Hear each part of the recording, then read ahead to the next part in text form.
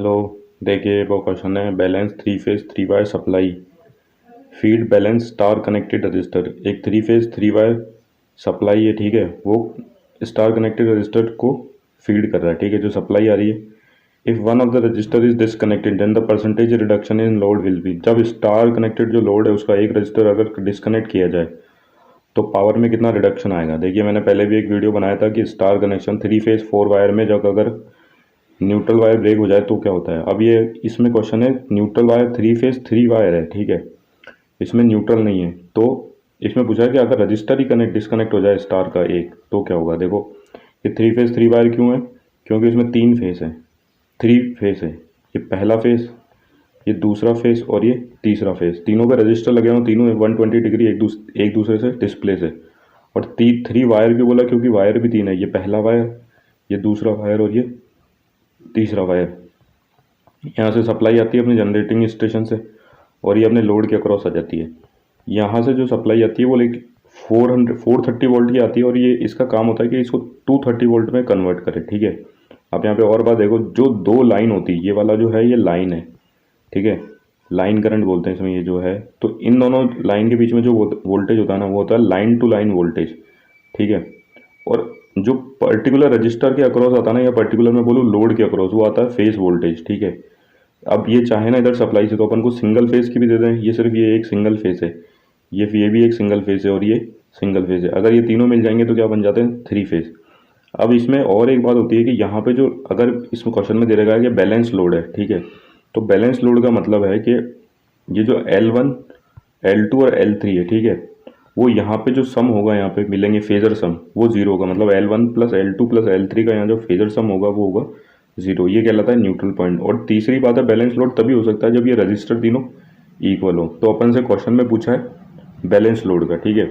अब देखो ये मैंने यहाँ पे कंडीशन लिख भी दी है, ध्यान रखा फेजर सम बोल रहा हूँ। और यहाँ पे न्यूट्रल होता, अगर फोर वायर सिस्टम होता तो यहाँ पे एक न्यूट्रल वायर भी निकला होता है और वो अर्थ में कनेक्ट होता है या वापस सप्लाई में जा रहा होता है, ठीक है। अब आप आगे देखो, मैंने इसको और थोड़ा सिर्फ लोड साइड का बना लिया ताकि अपन को इस क्वेश्चन की थोड़ी अच्छी अंडरस्टैंडिंग बने। यहाँ से इधर से थ्री फेज सप्लाई आ रही थी, ठीक है, मैंने बोला दो लाइन के बीच में वोल्टेज होता है ना, वो होता है लाइन वोल्टेज। और पर्टिकुलर एक फेस के अलोंग जो आता है ना, वो होता है फेस वोल्टेज। अब देखो इसमें ना लाइन करंट और फेस करंट सेम होता है। ये लाइन करंट ऐसे आ रहा था उधर सप्लाई से और यही इसमें आएगा, तो अपन बोल सकते हैं सिंपल सा लाइन करंट और फेस करंट इक्वल होता है, ठीक है। लेकिन जो लाइन वोल्टेज है वो इन दोनों के अक्रॉस बट रहा है, ठीक है, आप देखोगे तो लाइन वोल्टेज और ये फेस वोल्टेज इक्वल नहीं होता। एक रिलेशन होता है line voltage equals to √3 of phase voltage, ठीक है। अब आप अपन कैलकुलेशन देखते हैं। अभी एक पर्टिकुलर रजिस्टर की बात करूँ, ठीक है, अगर अपन को वोल्टेज और रेजिस्टेंस दे रखा है तो अपन को पावर का फॉर्मूला क्या पता है, वोल्टेज और रजिस्टर की टर्म्स में V² अपॉन R। V क्या है यहाँ पे, फेस वोल्टेज।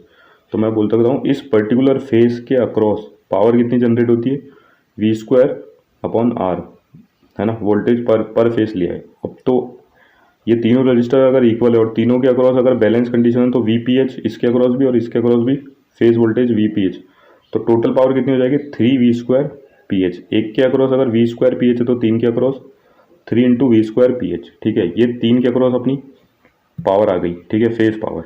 अब अपन से बोल रहा गया था अकॉर्डिंग टू द क्वेश्चन कि अगर ये एक रजिस्टर डिसकनेक्ट किया जाए, ठीक है ना, तो क्या होगा। देखो पहले यहाँ पे देखो इन दोनों के across line to line voltage की सप्लाई आ रही थी क्योंकि इसमें भी करंट फ्लो कर रहा था। अब ये रजिस्टर को ओपन कर दिया, ठीक है, तो इस वाली ब्रांच का तो कोई मतलब ही नहीं रह गया क्योंकि ये IL2 करंट तो फ्लो ही नहीं करेगा। तो ये जो VL वोल्टेज है जो सप्लाई से आ रहा था ये पूरा किसके अक्रॉस आ जाएगा, इस वन के और इस सबसे नीचे वाली के, थर्ड के, ठीक है। तो कुछ ऐसी सी कंडीशन बनेगी। देखो ये VL पूरा इन दोनों के बीच में आ गया। अब आप इसको पूरे को हटाई दो तो आप कुछ ऐसा सा बनता हुआ देखोगे, ठीक है, R1 और R2 और ये लाइन वोल्टेज की सप्लाई आ रही है। अब ये R1 और R2 किस में है, सीरीज में, ठीक है। तो आप हमेशा ये याद रखना, जैसे ही अगर एक रजिस्टर इसमें रिमूव किया जाएगा ना तो पूरा का पूरा लाइन वोल्टेज है ना दोनों रजिस्टर के अक्रॉस आ जाएगा जो बचे हुए हैं और वो दोनों सीरीज में होंगे, ठीक है। ये वाले क्वेश्चन में ये इंपॉर्टेंट बात है जो थियोरेटिकली अपन को याद रखनी है। यहाँ पे भी ऐसा हुआ, जैसे ही एक रजिस्टर रिमूव किया ये लाइन वोल्टेज जो दो रजिस्टर थे बाकी वो दोनों सीरीज में कनेक्ट हो गए। आप देख सकते हो इस वाली ब्रांच का कोई मतलब नहीं रहा, तो करंट के पास एक ही पाथ हो गया ये। तो जैसे ही एक रजिस्टर हटता है तो बाकी के दो रजिस्टर सीरीज में कनेक्ट हो जाते हैं और दोनों के अक्रॉस लाइन वोल्टेज की सप्लाई आ जाती है पूरी की पूरी, है ना। पहले फेस वोल्टेज आ रहा था, पूरा का पूरा लाइन वोल्टेज से एक्सपोज हो गया है वो। आप इसको ऐसे भी समझ सकते हो, ऐसे 3 रजिस्टर बने हुए थे, ठीक है। मैंने बोला ना, अगर आप इसको इस वाले को अगर ऐसे मोड़ोगे तो कुछ ऐसा सा कनेक्शन बन जाता है। ये दो लाइन के अक्रॉस लाइन वोल्टेज था, अगर ये रिमूव कर दिया, ठीक है, तो ये जो VL है ये पूरा का पूरा इन दोनों ब्रांच के आगे, अगर इसको सीधा करके देखोगे तो कुछ ऐसा बन गया, ठीक है। अब अपन को इसके अक्रॉस पावर निकालनी है, तो आप इसको ऐसे देख लो या ऐसे देख लो, कोई एक ही बात है। ये दो रेजिस्टेंस हो गए RR, दोनों सीरीज में, तो इक्विवेलेंट रेजिस्टेंस क्या हो गया 2R। लाइन वोल्टेज है, मैंने बोला ना line voltage equal to √3 phase voltage होता है, तो पावर निकाल लो। पावर 2 क्या होगी, VL square upon R equivalent. VL square को अपन फेस के टर्म्स में लिखेंगे तो √3 VPH का स्क्वायर, ठीक है। VL इक्वल टू √3 VPH होता है, और 2R जो कि दोनों सीरीज में, तो जब अपन स्क्वायर करेंगे तो 3 V square PH upon 2R। अब अपन से परसेंटेज रिडक्शन पूछा गया था। देखो मेरे पास एक, मैं इसी तरीके से करता हूँ कि परसेंटेज रिडक्शन ऐसे निकाला कि मान लो पहले पावर P1 थी, उससे रिड्यूस होके P2 ही, ठीक है।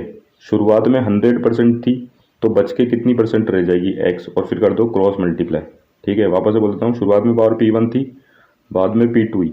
शुरुआत में अगर 100% हुई तो बच के कितनी रह जाएगी, फिर इसको करो cross multiply, x into P1 equals to 100 into P2। ये देखो ये लिखा, x परसेंटेज अपन को निकालना है तो P2 इंटू 100 अपॉन P1। अब P2 की वैल्यू लिखो 3 V square PH upon 2R, ठीक है। P1 की क्या थी 3 V square PH upon R into 100।